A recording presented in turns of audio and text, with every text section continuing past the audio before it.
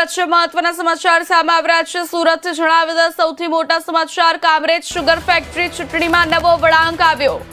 કિસાન પરિવર્તન પેનલના સમર્થનમાં ઉતર્યા દિગ્ગજ સહકારી અગ્રણી। 22 વર્ષના નેતૃત્વ કરનાર નવીનભાઈ નારણભાઈ પટેલ આવ્યા સમર્થનમાં। વર્તમાન પ્રમુખ અશ્વિન પટેલના પ્રચારને ભ્રામક ગણાવ્યા। શું કહ્યું નવીનભાઈ નારણભાઈ પટેલે, સાંભળીએ મહત્વના સમાચાર જણાવી દઈએ। કામરેજ શુગર ફેક્ટરી ચૂંટણીમાં નવો વળાંક આવ્યો। કિસાન પરિવર્તન પેનલના સમર્થનમાં ઉતર્યા દિગ્ગજ સહકારી અગ્રણી। 22 વર્ષના નેતૃત્વ કરનાર નવીનભાઈ નારણભાઈ પટેલ આવ્યા સમર્થનમાં।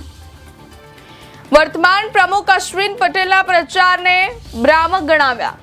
શું કહ્યું નવીનભાઈ નારણભાઈ પટેલે, સાંભળીએ।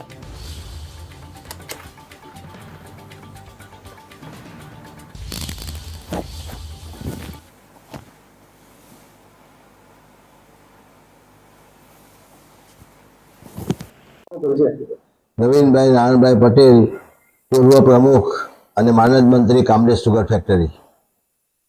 1981માં આ વિસ્તારમાં કેળાના પાકમાં રોગ આવવાથી 5 તાલુકાને આવરી લઈને આદરણીય મુરબ્બી ગોરધન મામાના અધ્યક્ષપણા નીચે એક સૂચિત મંડળીની સ્થાપના કરવામાં આવેલી અને એમના પ્રમુખ તરીકે ગોરધન મામાની વરણી કરી મારી માનદ મંત્રી તરીકે વરણી કરવામાં આવેલી।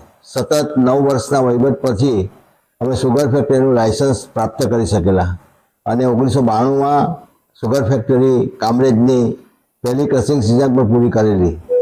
સતત 9 વર્ષ સુધી માનદ મંત્રી અને 14 વર્ષ સુધી પ્રમુખની હેસિયતથી આ સંસ્થાનું 22 વર્ષ સુધી મેં સંચાલન કરેલું છે।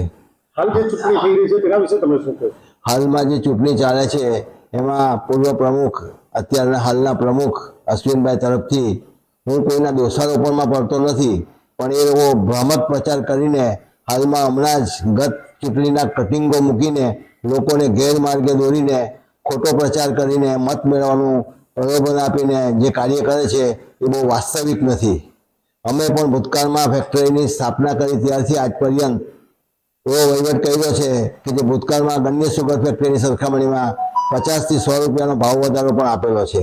આજે ભાવોની વાત કરીને અશ્વિનભાઈ લોકોને શું સમજાવવા માગે છે એ મને સમજ પડતું નથી। આ સહકારી મંડળી છે, ખેડૂતનો આવેલો માલ પ્રોસેસ કરી ખર્ચ બાદ કરતાં જે પૈસા વધે તે પૈસા લોકોને ચૂકવી આપવાના હોય છે।